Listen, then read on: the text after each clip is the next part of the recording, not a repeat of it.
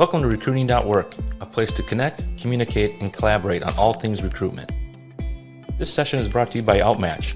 Just as Recruiting.work brings people in the talent community together, Outmatch brings recruitment technologies together, combining assessments, video interviewing, and reference checking software. They're creating a more holistic, more human hiring experience. Learn more at outmatch.com. All right, let's jump right into it. Thank you, everybody, for attending episode 76 or 75. I forgot to write it down, and my apologies. In Let's Talk Recruiting, where peer practitioners in the TA industry all get together and talk about various topics.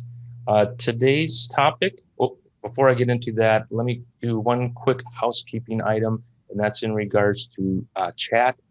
I encourage any and all audience members to add any comments or questions or anything that you want to add to the conversation in the chat area. But before you do that, you click on that little chat window. Zoom defaults that to say to all panelists. I want everybody to change that drop-down menu to say all panelists and attendees. So as panelists, we don't want to hoard the conversation. We want it to be shared by any and all. So please go down there, change that drop-down menu to say all panelists and attendees.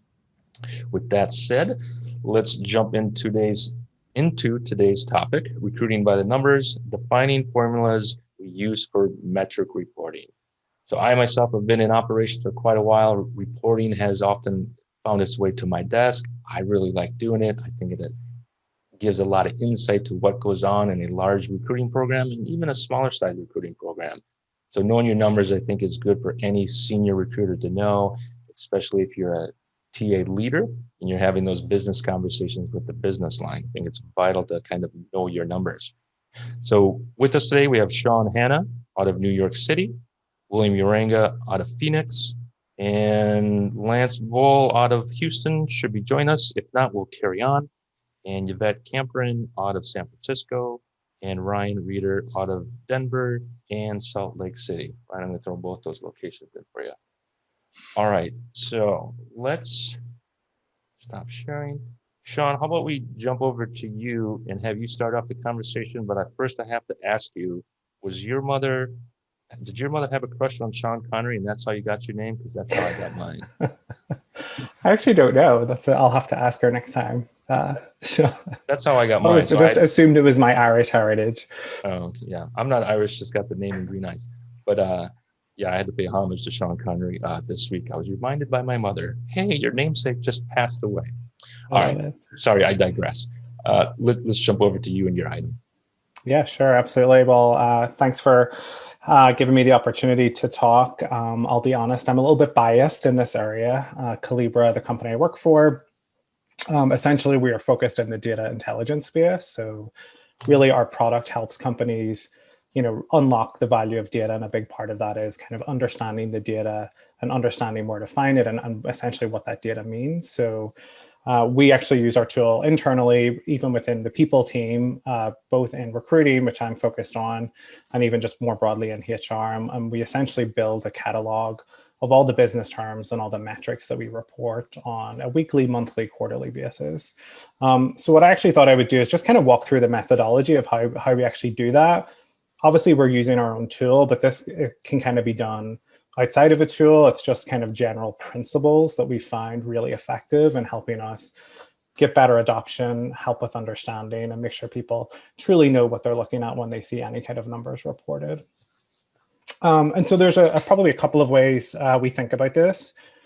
First and foremost, goes without saying, is the definition, right? What is the actual definition of the metric you're measuring?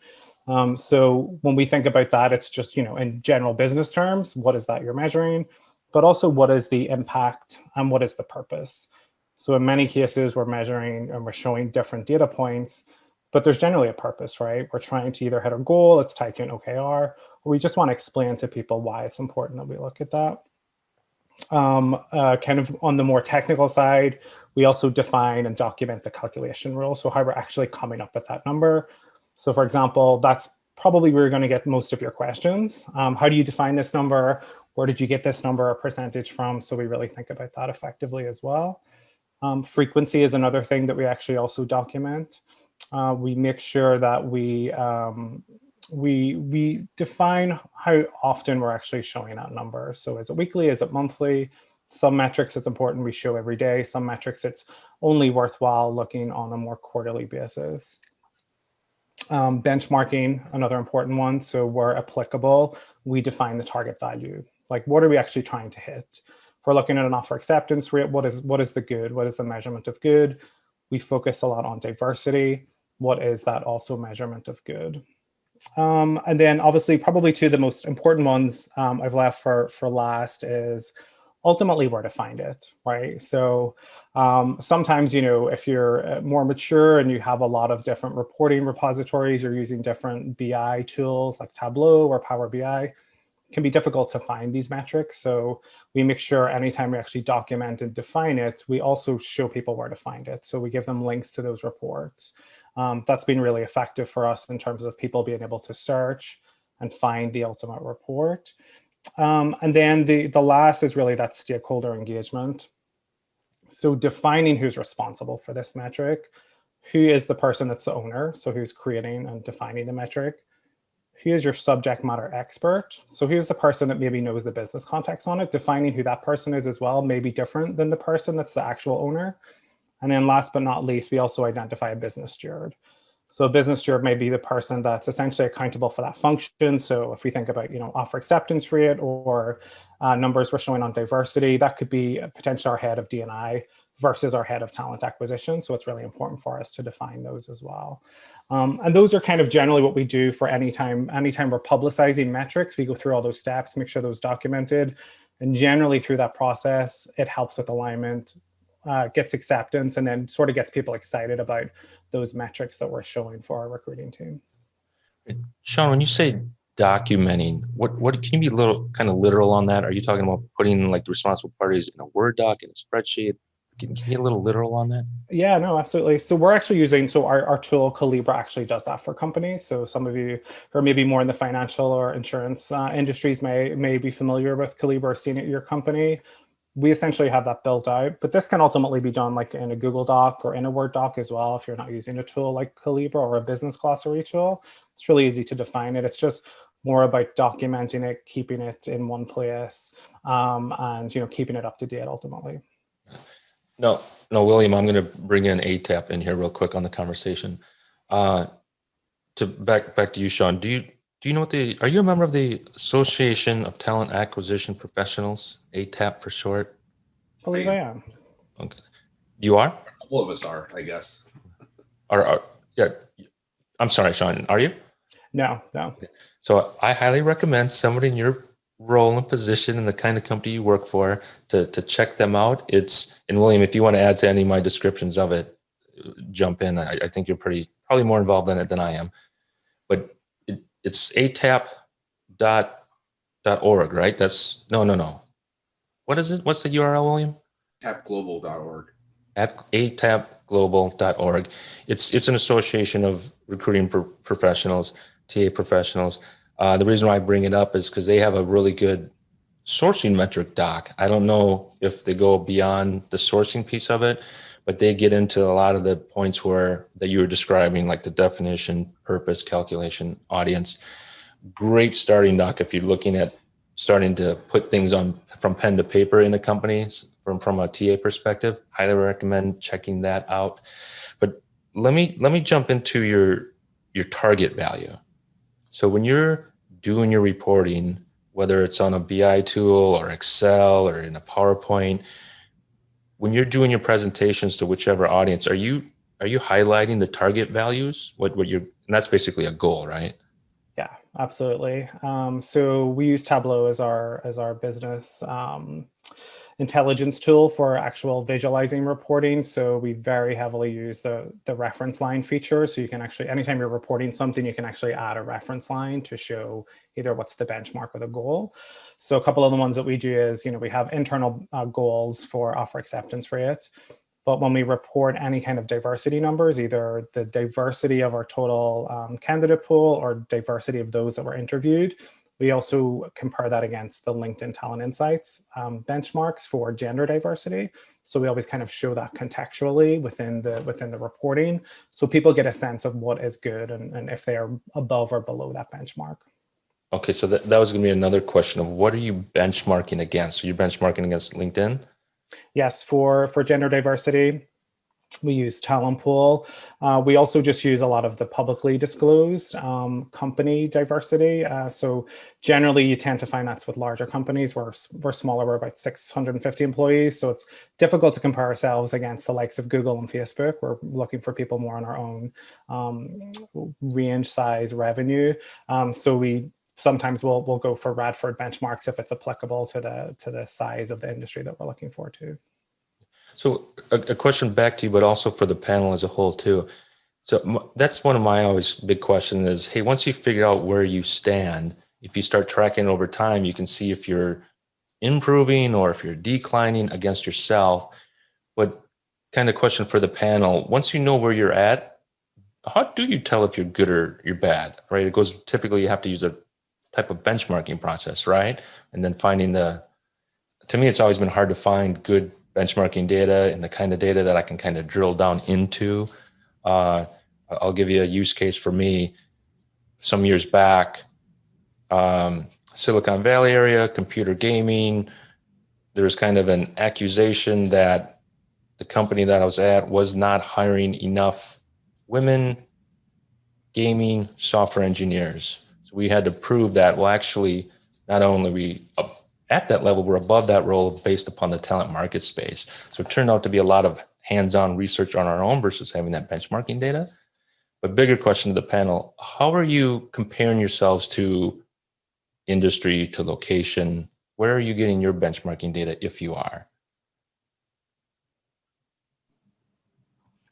Anybody in the panel?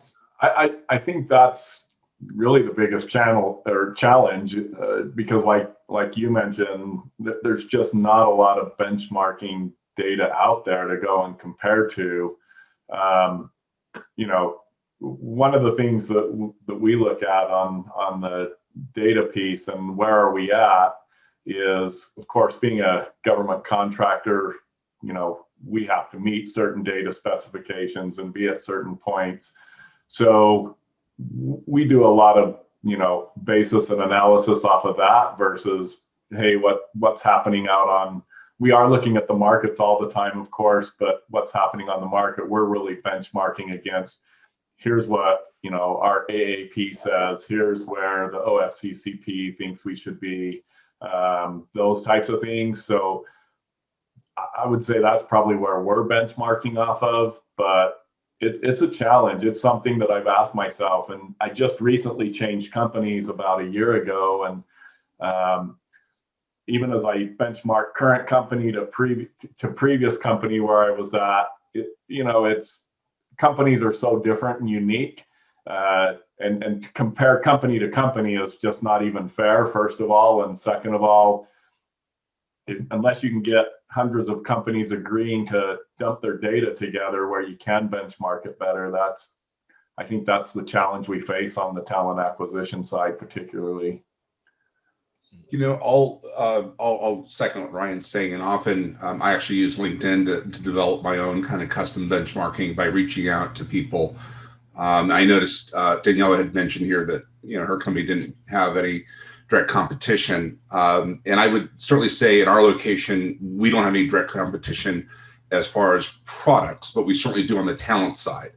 So talking with the other companies, figuring out who else is, in our case, software development or data engineering prone, and what they're experiencing, at least informally, is a great way to kind of build trust, and then sharing data as far as what they're seeing, depending on what's of particular importance. If you have a large enough group and have enough time, which is another key factor, sometimes you can start creating your own surveys if you're trusted to do it blindly with everybody else reporting, and kind of do a little mini Radford, but of whatever the data is that you're trying to measure and create the metrics for. Does anyone on the panel, and a question I have, because it's one I've been trying to get, is does ATS or CRMs, I mean, they have a ton of data from a lot of companies, but they're very rarely willing to share even the overall data. Not, I don't want the specific data, but are they willing to share more AI information and benchmarking that way? But I haven't had much success, as much success with that. But does anybody else have success? Does that work? Yeah, Ryan, we use Greenhouse currently, and they're very selective on what they'll essentially give you by customers. So some things they'll share like EOC response rates or potentially like high level CSAT results. But in terms of more granular details, they keep those a little bit closer to their chest, I find. Yeah, I would add to that, even if you could get a bunch of data, like a good amount of quantity data, I would then question and this gets back to the topic of the day, well, how are you defining it, right? And then are you updating your ATS? Is it accurate, right? What's the quality of that data? To kind of having that bar to, yes, we make sure our ATS is updated once a week. We have accurate metrics versus just kind of filling it in once the rec is filled. It's kind of like a horse apiece with companies, in my experience, where some teams do it really well and are very into it, and some just, they get to it when they get to it, as long as they do some updating before they close the rec out. So to me, in my experience, it's all come down to that TA leader and their expectations. And that's usually quite determined by C-level's expectations that they want to see out of the TA team, is kind of that guiding point. I've seen some great teams. I've seen some, you could room for improvement type teams. All right. Thank you very much, Sean. I want to make sure we keep moving because it's kind of an in-depth conversation. William, let's jump over to you. Yeah, hi, William Uranga. I'm the Director of Talent Acquisition at Spokio for the past, I think it's about 2.5 years already. Time flies. Would certainly agree that just what you were talking about there, Sean, with regards to not only having good data in your ATS, but also good, solid workflow and practices that you're consistently following. If you're not auditing that, then be suspect of your data not being totally up to snuff. Over the past couple of companies I've been with, we've built out dashboards, which are probably for me, for what I've seen, probably the highest form of metrics for our executives. But that requires a lot of work down below. So talking about what do we need in recruiting, which could be different than what the executives want to see. What does HR need? What are our client the business units need as far as hiring leaders and their executives? So depending upon who the audience is, we usually try to get some sort of synergy going on with the metrics that we need. Certainly the stuff in our recruiting team is much more granular, much more activity based or program oriented. Whereas the higher up you go, the bigger the numbers or bigger the chart, the bigger the picture goes. They're looking more for right track, wrong track as far as how it impacts the rest of the business, and or if indeed it's being benchmarked against an industry, how are they doing compared to the industry? So making sure that there is complete unity around definitions, frequency, how it's published, how it's put out, how it's stored and accessed. It's super important for the recruiting team also to understand what their behaviors do in impacting those numbers all the way up to the top, because I found that makes great context for them to make better decisions as they go about their day. And it's probably even more important now that we are remote, as a lot of folks are, thanks to COVID. If you're going to manage staff, if you're going to manage expectations, you better have this stuff very well defined. You can maybe start out really, really simple if this is a starting point for you, but always be asking, what do we do next and better? For example, if your survey is scoring 100% or near 100%, switch up the questions, go deeper, go further back in your workflow and ask the survey participants, say if it's your candidates, for more data. Always be looking for ways and opportunities for improvement as a way of using either the analytics or the reporting. But you should put out what we call quarterly business reviews. Those are the big numbers. That's usually going all the way up to the executives. Dashboard could have anywhere of, I don't know, I've seen anywhere from about 4 to 12 dials depending upon what is of key concern to the executives. And that's going to vary from industry to industry or even company in size and maturity. We have just now moved from being in Google Spreadsheets, which is where we've been living the past few years. And now we're actually doing a BI connector to Tableau. I think Sean was talking about that a little bit earlier. So we're looking to free up some people hours instead of having to manually tabulate within accounting and get those numbers to have it almost nightly updated. And we're really looking forward to be able to then do more slicing and dicing with Tableau and ask the other questions that keep coming up. Because when you put together a report or analytics, there's always going to be another question. Well, how does it slice for this? Or what's the metric behind this one? And you need to be ready to answer those questions. That isn't always a hostile situation. It is just curiosity, wanting to understand your part of the business, which I take is an awesome indicator when they kind of lean in and start asking those sort of questions. So that's kind of what we're doing right now at where we are at Spokio.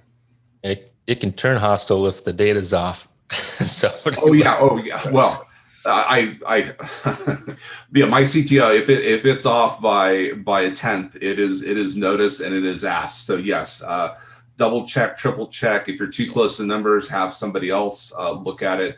It is always good, not only to have accurate numbers, but also understand the dynamics behind it. So you're able to explain and connect the dots from I say storytelling, and I mean that in a good way, not in I'm making something up for you, but so people understand the dynamics behind it. So you can actually frame the conversation around what's needed from staff, resources, or budget, which is usually where those things ultimately point to. And if you're a one-person show doing this, ask for a second set of eyes, because I'll speak from experience. You can get tunnel vision pretty quick. And I used to walk my information out to the director of comp. Hey, can you look at my numbers? I don't know anything about recruiting. I just need a second set of eyes, and you're the only eyes I can find. They add up, yeah. And particularly when you start getting deep into some of the formulas, I'll get lost. And so I've learned more as a result of saying, how come this got off or got an error message, and that's great. In fact, I'll probably be, I don't know if I'll be the first, but I'll certainly be one of the first in my team to be taking the Tableau course as well, just to learn the tool. So I noticed here, this is Audrey's asking, do you have examples of questions you use? If this is talking about the customer or the candidate experience survey, I'm happy to share with anybody our candidate survey questions if they want to email me, and I'll if it's okay, I'll go ahead and put my email address in there and people can hammer me for that. So sure. Real quick, so Tableau has been mentioned twice. I myself am starting to utilize that for reporting. It seems to be taking over the world for the most part, right? It's going everywhere. If you are interested or your company uses Tableau, if you go on YouTube, one of the HR operations managers at Tableau has done a couple conferences, and she's put her videos up on YouTube. So if you go on YouTube, search for Tableau HR metrics, she runs through her deck, and it's pretty interesting, the kind of the questions that you can answer there. But so William, let me put this back to you, kind of focusing on the audience and the information delivered to them. So let's say you're at a company that, hey, you don't have access to Tableau or a BI tool. What type of format? I'm trying to get literal here, a little bit deep. If my audience is my recruiting team, is Excel files okay? If my audience is the C-level or what have you, do I got to go in with at least PowerPoint? Or if there is the BI tool, step up my game and present in that BI tool, because that's the language the business speaks in. When it comes to the little format, what are your thoughts? Yeah, so the team, I try to keep it to the lowest common denominator for the team. And right now that's Excel or Google Worksheet.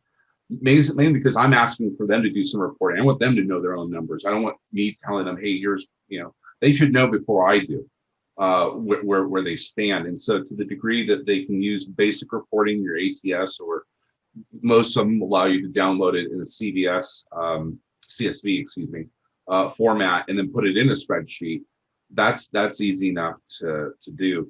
For clients, sometimes even a funnel report on the group of positions that you're working on as a recruiter is good enough, simply to show, here's we are, here's historically where we've been, and here's the bottleneck or something like that, to be able to illustrate But certainly for at least my CXO level, yeah, they're wanting to see month over month, quarter over quarter changes and some sort of trend as far as trying to pin it to events or changes or decisions that we've made, right or wrong, and how they've impacted what we're doing.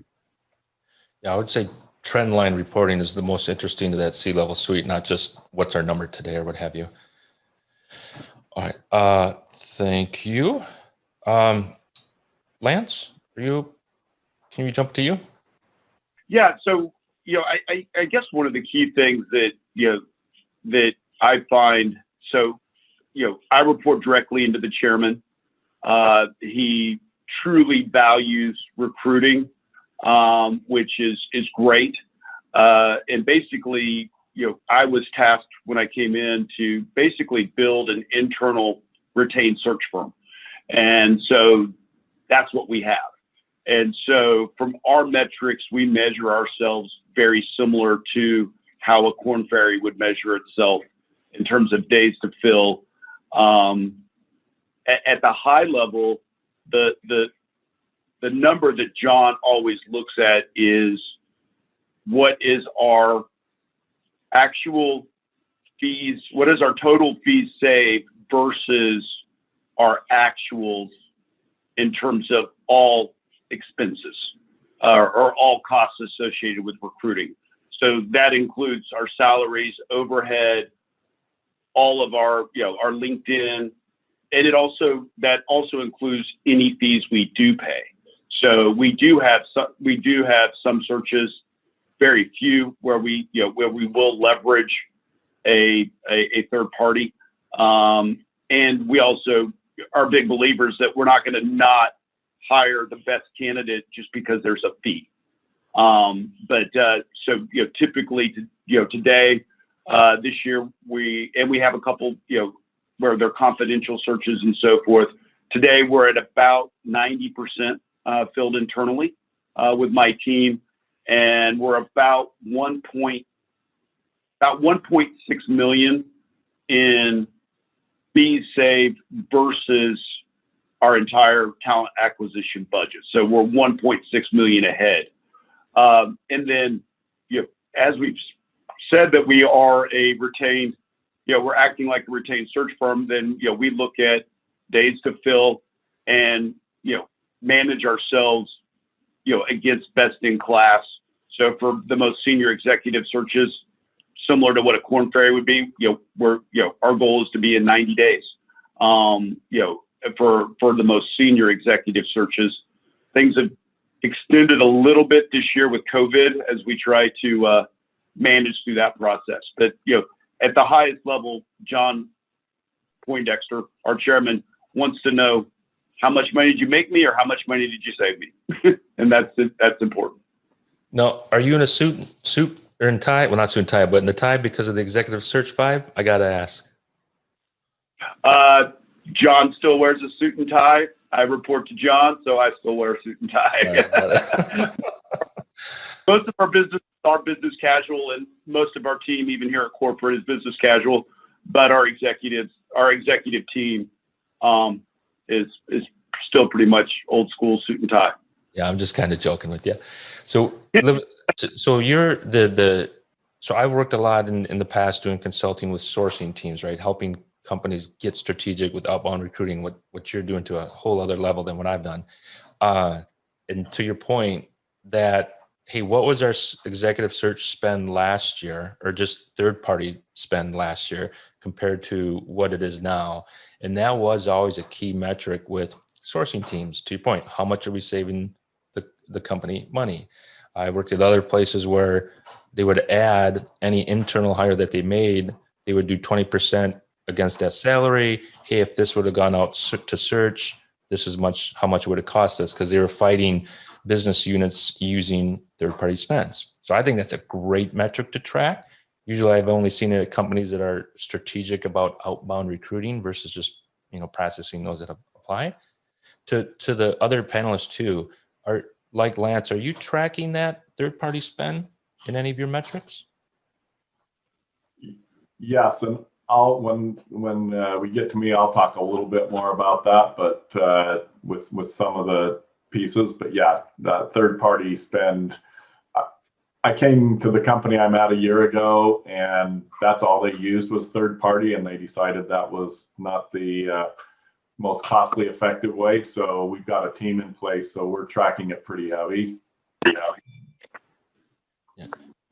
I guess when I started with JB Pico, I was the first one in the role, and we were at about 10% of the searches were filled in with not using agencies, so about 90%, and now we're about 90% the other way, where 90% of our searches are filled internally, and really in most cases the ones that are not are primarily confidential searches or very, very unique searches where we really want some expertise. We don't do a lot of in the past we haven't done a lot of IT hiring because there's firms that are just so good and they have such a strong database.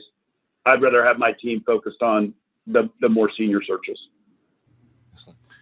Yeah, and I'll just add, we look at cost of hire, cost of application metrics, and we look at it by channel. So yes, we do capture third party. I even measured my staff as far as what they get paid as part of the cost too. So we're pretty inclusive. So travel for candidates, when you used to do that, the various different sourcing tools, whether they're used for sourcing or for job posting, we split it out, paid, free, and so forth. And where are people getting that third-party spend amount from? In my past, it's been you got to walk down to accounts payable, and they're the ones that have the true number, because the hiring manager, if they went kind of rogue, may or may not tell you about it. But is that where you're getting your number? Oh, no. You have to get complete alignment inside as to who can sign agencies and contracts. And if you have that alignment, then I have all the invoices come by me. So nobody can sneak one in there. And if you've got buy-in from your chairman, your CEO or CFO, great, awesome. That certainly also prevents accidental agreements or something like that with a buddy or something like that. Yeah.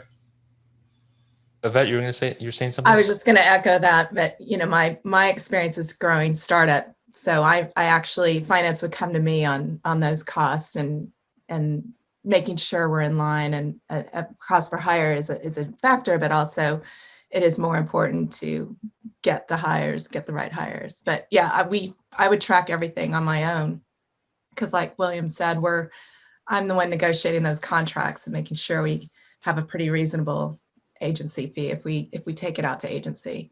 But my job is to actually build internal recruiting teams. So my job is to slowly wean off agencies. Yep, I absolutely agree. All right, excellent. Yvette, let's sort of just keep rolling with you and jump over to your item. Okay, great. I'm Yvette. I'm in the Bay Area. Like you mentioned, I basically start with startups. That's what I've been doing. The last 4 companies I've been with have been smaller startups where I'm building the team from scratch, or I've acquired a team. So I really love the fast growing. My companies have been B2B tech, and everybody that has mentioned reporting, I definitely do that. A lot of it comes out of I'm using a lot of the Google Sheets and hope to one day transfer over to Tableau or Looker so that it's a little bit easier. But having dashboards definitely is a really key. But for me, my mission is to build an efficient and effective talent organization. And so benchmarking from historically what the teams have been able to hire and doing it per department, because technology, hiring engineers is a lot different than hiring for go-to-market. So I like to keep those metrics separate. And so if the OKRs for the company is to hire X amount of salespeople or an X amount of engineers per quarter, I like to look at history of, well, how many have you been able to hire so far, and what's the speed of hire, and getting those metrics are really important. So for me, usually when I get on board with a company, there's a pipeline issue, or, you know, they're using a lot of agencies, but they're just not able to hire quick enough. That's usually the most common reason. And so when I dive in, I like to really look at the data in terms of pass-through rates, because for the most part, especially if companies are using a lot of agencies and we're just starting to hire the internal recruiting team, that top of the funnel is full of just tons of candidates, but the middle of the funnel, there's just tons of holes, right? So I like to analyze if my recruiter is the number of candidates they're getting, and how many recruiters are, you know, phone recruiter calls are they making? And out of those calls, what's the amount going to the hiring manager? And if the hiring manager is looking at that and they're wanting to talk to, you know, 50%, or, you know, measuring 50% or 80%, if it starts out at 50, maybe you're not really in a good alignment. And so what I tell my recruiters is that you want to get to that point where the hiring manager trusts that you know what they're looking for, right? So as a new recruiter, it's always like, you know, testing the waters. And then from the hiring manager's interview, how many is that hiring manager passing on to the next stage? And you just evaluate each stage to look for those holes. And most of my time has been spent on making sure that the interview teams and the hiring manager are aligned with what is a must-have requirement and what's a nice-to-have. So this is really more detailed stuff that I love to get out of the ATSs I use, which is Greenhouse and Lever, because they actually track a lot of that data. So I'm really involved in making sure that the recruiter is in line with the hiring manager and the hiring teams. Because if you are doing a great job with your hiring manager and the manager is feeling like, okay, these candidates hit the mark, they have the must-have skills, let's go ahead and move them to the next stage, which could be a technical screen or an on-site interview. And after that, are the candidates failing? Are they failing after a technical screen? So you want to measure like, well, okay, what questions are we asking? How are we evaluating these candidates? Because we can't just keep filling in the top of the funnel. You know, are we being efficient in how we're asking job-related questions? And so I like to do the historical data. We do interview training and talking with the recruiters on building some kind of a framework per job so that they know the job really well. And any interviewer that's part of that job, they know that framework as well. And then measuring over time, are we getting better at, you know, the funnel, so that when we, you know, especially like offer acceptance rates, that's a big one for me. You spend all that interview time, and for a software engineer in the Bay Area, sometimes companies have a 50% acceptance rate. Ouch, you know, all of that time. Whereas like, how can we better with the candidate experience so that by the time we give that person the offer, you're pretty sure 80% that they're going to accept it. And so a lot of that interview time doesn't go to waste. That kind of drilling down into like the funnel reporting on active and open requisitions versus the summary data, right? So my past, hey, those open recs, we're looking at data and reporting weekly. And then on a quarterly reporting, we'll look at like summary type information. Kind of drilling down into that open rec reporting, are you looking at on a weekly basis? And typically what I've seen is like a TA leader will be doing their one-on-ones, looking at that type of weekly reporting with their recruiting team. Does that fall in line with how you're leading your teams?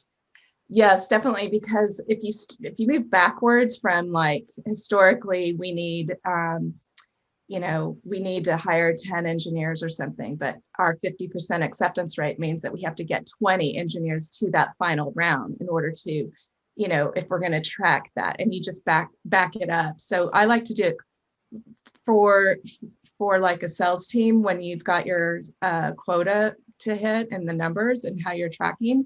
I do that with my recruiters on making sure that every week, you know, based on the numbers and you're backing it out, I need to give 2 offers a week. And if I'm not tracking at 2 offers a week, I'm not going to hit my hiring goals for the quarter. Does that make sense? So it is a weekly thing for the recruiter for their specific jobs. And I don't mean to. Oh, go ahead, William. You can say something. I was just going to add that no, it's super helpful to have these sort of this awareness, because this goes into not just coaching of your recruiters, but also indication where you may need to do some training, and not just of your recruiters. It could be the hiring managers. Yeah, and absolutely. too. I know at GoDaddy, one of the great moves we did is on our QBRs, we would actually show the business unit segmentation as far as how one business unit is going against the other. So to have the CIO and CTO both look at their data and go, how come you've hired more women than I have? And have that conversation go on, that's golden.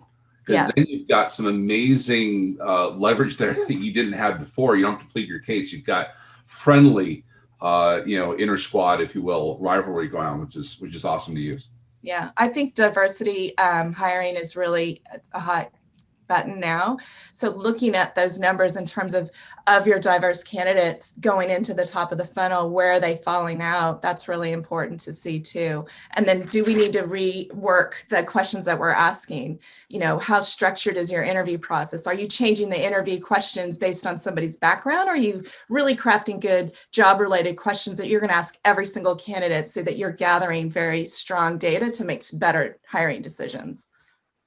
So let me ask a question around the hiring against plan, right? I think that's what you're addressing about.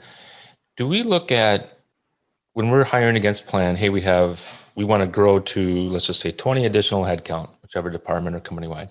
So that's our hiring against plan. Let's say we're at a company, we're good enough where our hiring teams are planning it out, it goes into the system, we can plan.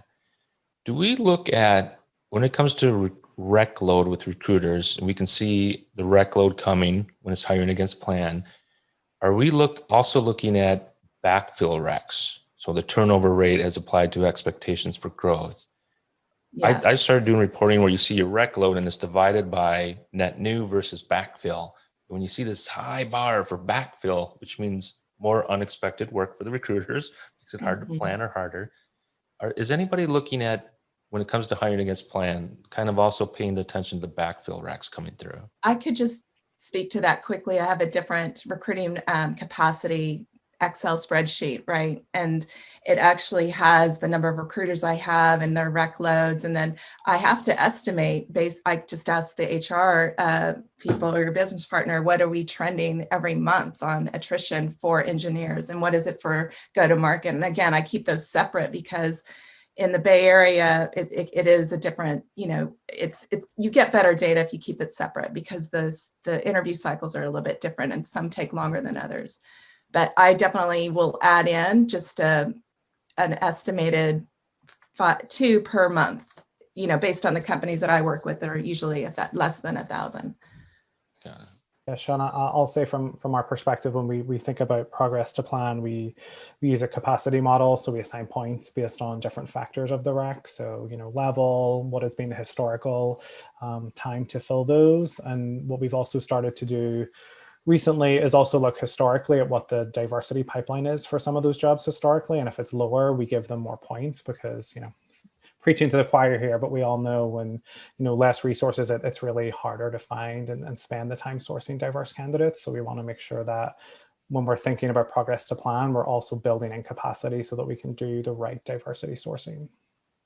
And that's a great point, what Yvette and Sean bring up, because it's not just only talking about what's been happening or what's currently happening, but it should also serve as a point of reference for planning. So the next time you see a spike of attrition, they can go, oh my gosh, what are we going to do? Well, we have some numbers, so we know what we have done, and we should be able to talk about it. Maybe we don't go do a whole bunch of hires and replace them. Maybe it's better that we outsource that or fill it with contractors. I mean, the best thing we can do from a talent acquisition standpoint is provide viable options to our customers, and may not always be hiring. Yeah, absolutely, 100%. That's why you need to be part of that discussion when they're planning. Yeah, it helps a lot, especially if you're looking for headcount budget. Mm-hmm. And then you want to measure over time and show the teams, and the teams actually need to have that goal as well. They can't be not be aware that we're trying to double the size of our engineering team and they're being an interviewer. They need to know, they need to feel the pain, that basically let's be very good about how we're assessing candidates, because we can't just you stress the interview teams out, and they get interview fatigue. So we got to be very efficient. Got it. Excellent. All right, Ryan, let's jump over to you and your items that you had. Yeah, so I'm probably going to go a little different direction, but one of the things that we're constantly looking at is how do we measure data and use really the recruiting funnel as a marketing funnel, and where does that fall? So things that we're looking at, for example, we're constantly starting to review, especially for production sales employees. It's much easier to get if it's data analysts, or if you're HR or other departments, it's a little harder. But what's the break even point when an employee starts their employment? And so, if it's 30 days, 60 days, 90 days, what does that break even point from a production and type of matrix look like? And so what I've been able to do with some of that, with that data, is really go back and partner with sourcing and really take that data back and say, look, this source, for some reason, this source allows our new hire employees, our candidates that we just put through the recruiting funnel, to really be more productive. And what do they have that we could go and work with our other sourcing sourcing partners, going back to whatever the job board is, whatever the social media channels are, and really saying, what can you drive for me? What can we do differently with this to drive different candidates? And I found that, ironically, that those sourcing partners, they will go to work for you if you can provide certain information, and that kind of break even point for new hires has been a good one for us. Again, for some positions, it's very easy to measure break even. For others, you have to get a little creative and work with, I work with our CTO and say, how would we measure something like this? What would this look like? And CTOs get pretty creative. So it's been fun. I would say it's still a work in progress for us. It's not perfected yet. But what I am seeing is some really unique opportunities to work with sourcing vendors to have them work for me versus just throw resumes at me. They're allowing better and stronger suggestions on how to utilize. Are there other keywords that we can use in our sourcing keyword platform, and that type of thing? And then the other piece we're looking at from a marketing standpoint is we're taking out all of the other, so cost per hire, we're taking out all the factors and just a marketing cost per hire. What does it cost us just from a marketing perspective to hire a person?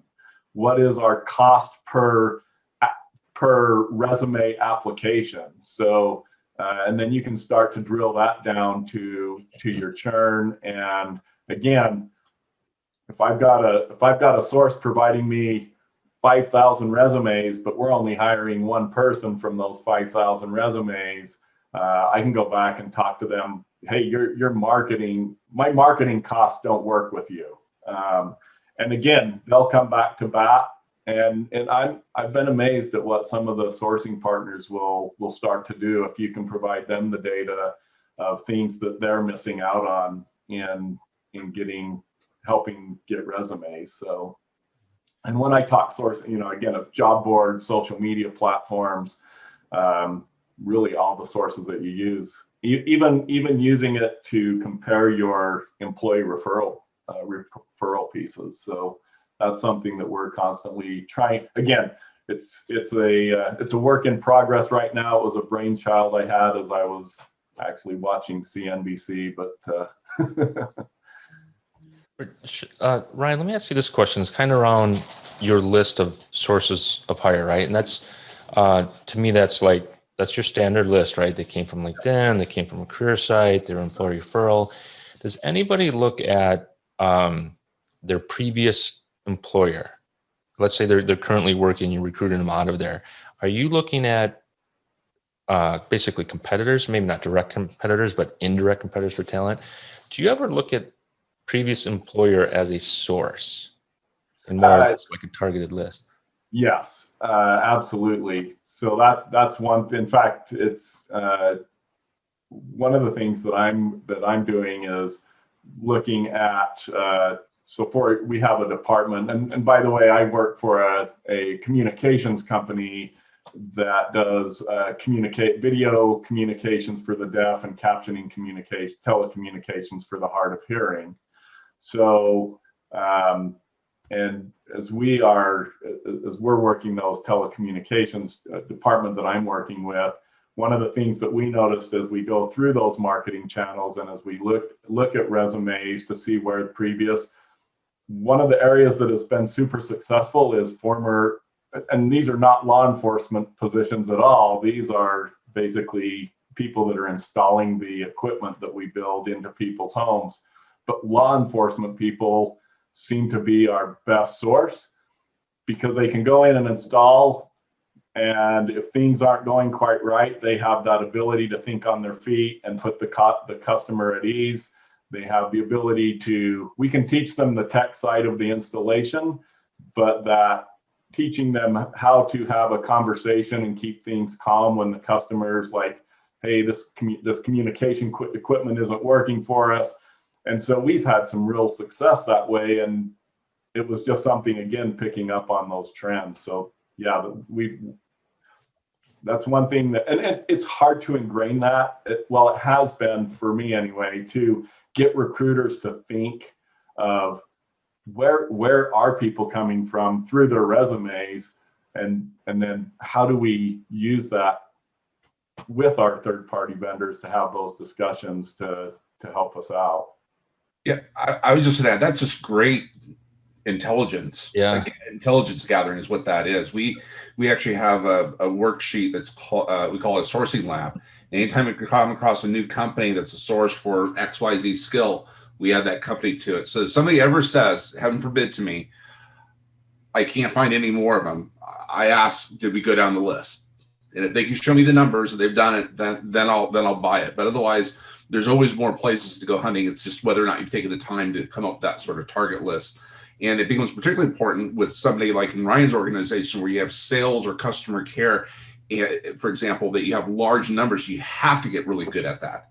Otherwise, you'll run dry really, really quick. Yeah, I worked at, I think this was at Dolby, when they were getting into video engineering. We identified 30 companies to target, and it was just a simple filter against the applicants. Is anytime somebody from these 30 companies applied, they went to the front of the line, right? And the goal was they get a call back same day if they come from these targeted companies. So that's what I was asking about, the source piece of it.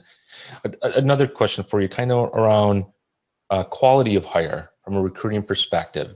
Are we, and I know you can get into the sales because it's easier to measure if you're in a sales position, but from a quality of hire from a recruiting perspective, are we just primarily looking at tenure? Like, did they make it past 30, 60, 90, past a year? Is that kind of how we're kind of defining quality? This is for everybody on the panel. For me, with startups and smaller companies are probably able to do this rather than a big company, but we, as a recruiting team, we always, when we're having one-on-ones with hiring managers, we do a check-in.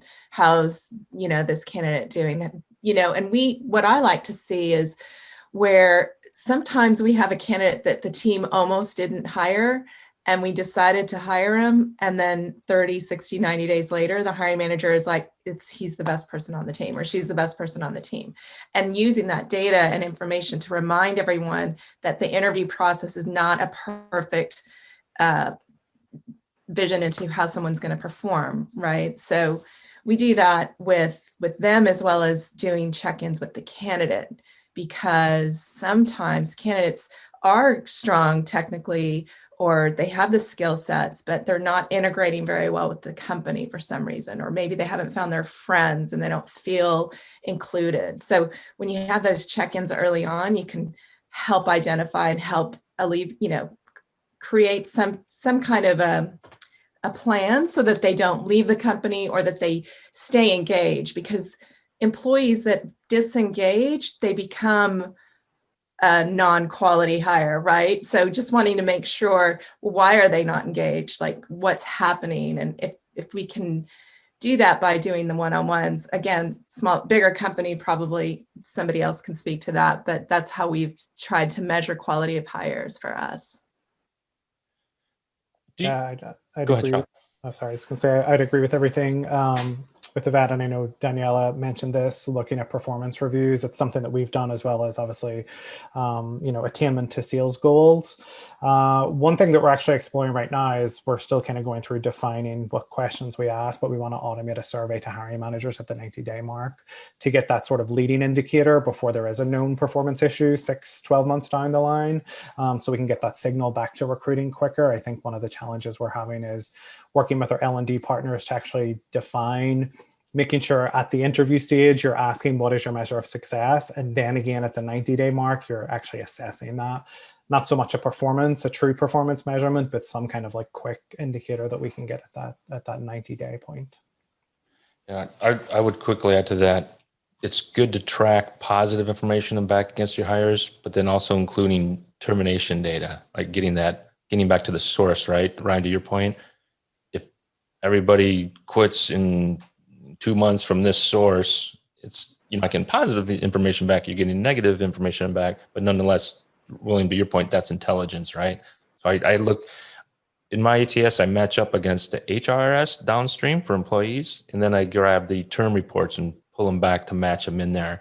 And combining that data is when you can just drop it into a Tableau tool or a BI tool like that. So yeah, I think we've simplified in our organization that if somebody doesn't make it to their 12-month anniversary, somehow the interview team recruiting, we missed something. Something wasn't, likely we missed something in the selection process. We do have a break-even point, even with our engineers, so we know where value is now being added to the company versus investing in the person. We're also working towards standardizing our questions with regards to across all of engineering. So we're going to start developing more of the regimental scorecards, and then that will start allowing us to grade or score not only the questions, but also the interviewer as well. So that when we look down the road and say, who did we hire? Who's the best predictor or best indicator of that? We can start looking at the questions and the people and benchmark that against, if we do hire, one of the questions we ask in performance reviews is a 9-box. And if you start looking at 9-box scores, that's something that's simple, numeric, that maybe overly simplistic, people could argue, but certainly one good indication saying, how did we do in the hiring of this person? And what can we learn from that?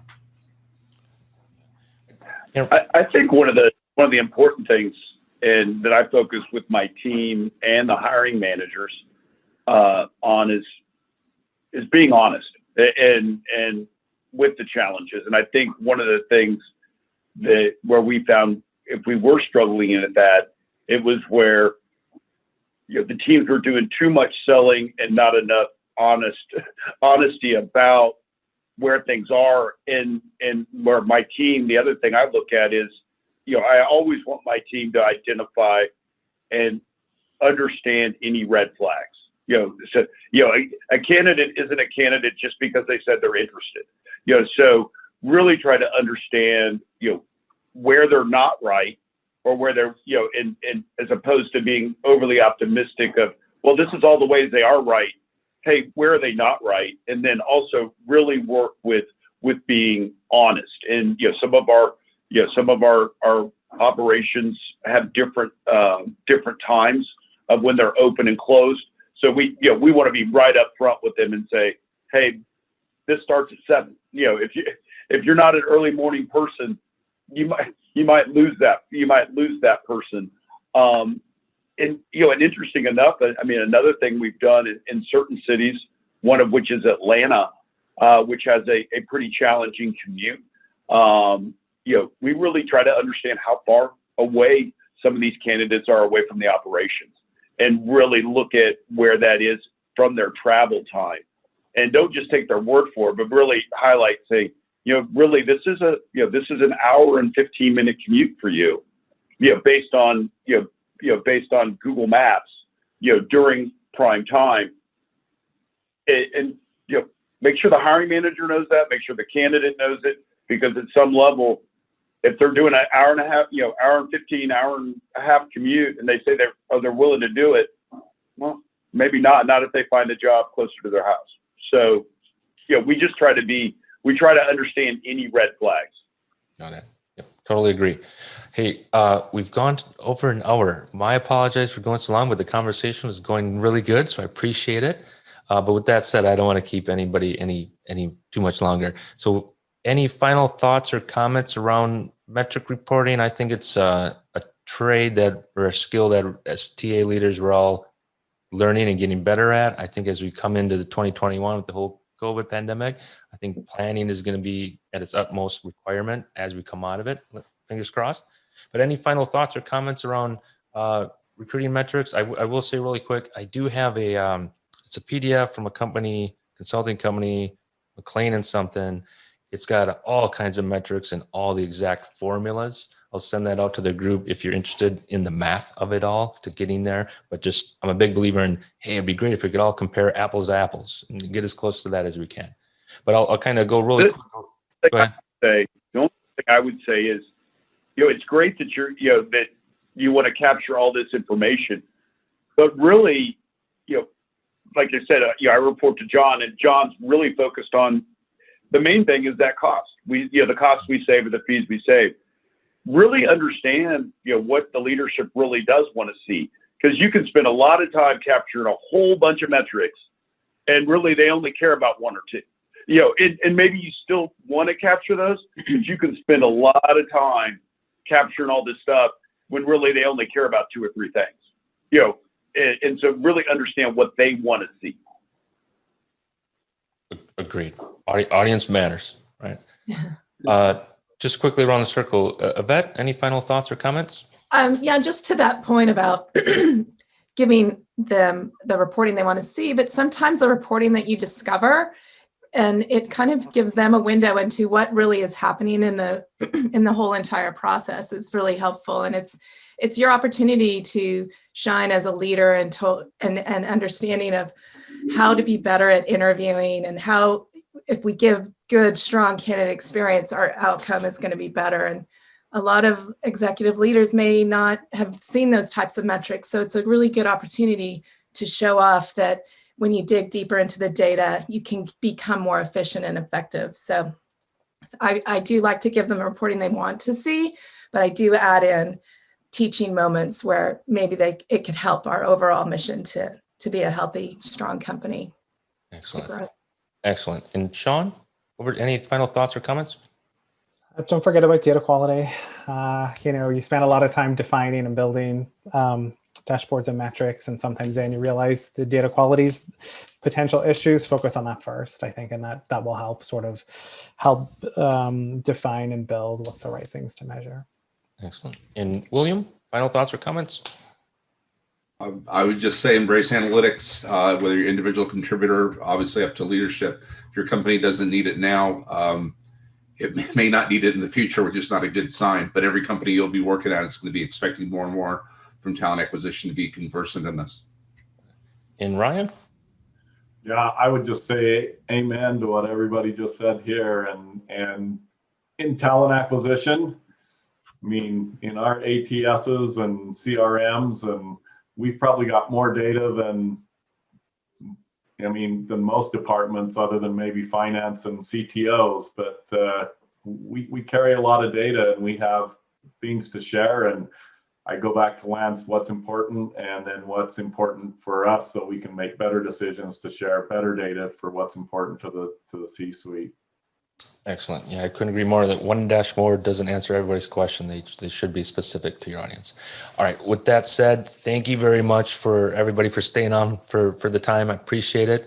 Enjoy the rest of your week, and I'll talk to you soon. Thank you, Sean. Thanks, everyone. Bye-bye. Thank you. Bye.